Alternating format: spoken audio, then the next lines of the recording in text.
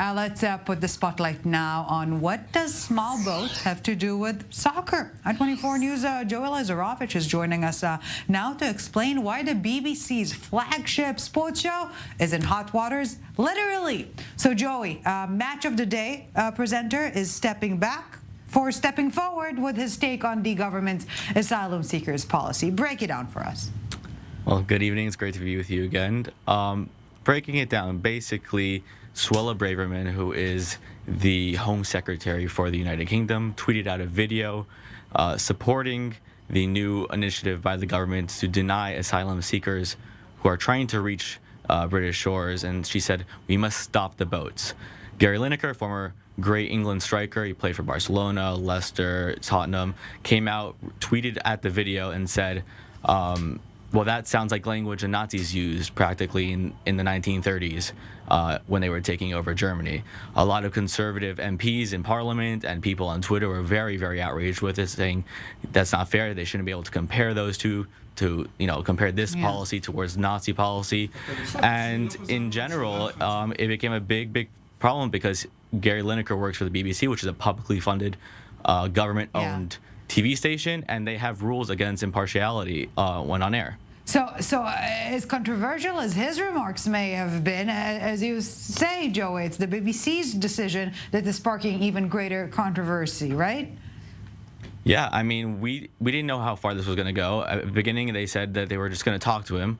They were going to have a frank conversation. That's the words the BBC used.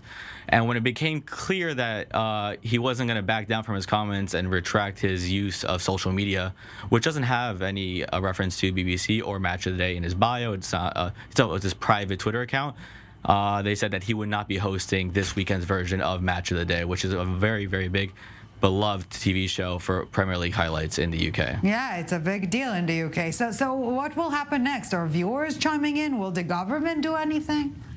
Well, the match of the day happened yesterday in the UK, and it was a very 20-minute version of it, which was more, usually it's like an hour and a half. This time it's only 20 minutes. His colleagues who usually present the show with him refused to go on air. Match commentators who usually commentate on the matches said the BBC cannot use their voices to use it on Match of the Day. Players were talking about not doing interviews for Match of the Day. So everyone was rallying around him. Match of the Day went for 20 minutes. There was no music, there was no commentary, it was just highlights. And people on Twitter were practically saying, well, the BBC has dug themselves into a hole. Today, it came out that one of the BBC's program directors apologized for everything. They say they want to talk to him and bring him back into the fold.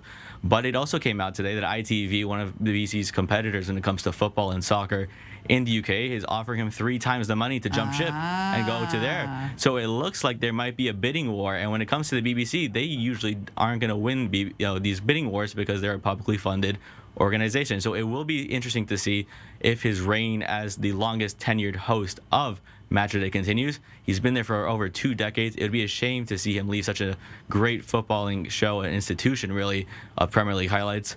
But it could be a big, big possibility coming up. Yeah, and it sounds like there are always those who are willing to utilize a crisis, making a lemonade out of the lemon, or limoncello, or lemon tea when it comes to the Brits. Joey Leizerowitz, at 24 News sports editor. Thank you so very much for this. Always a pleasure speaking to you. Thank you, Joey. Thank you. Okay.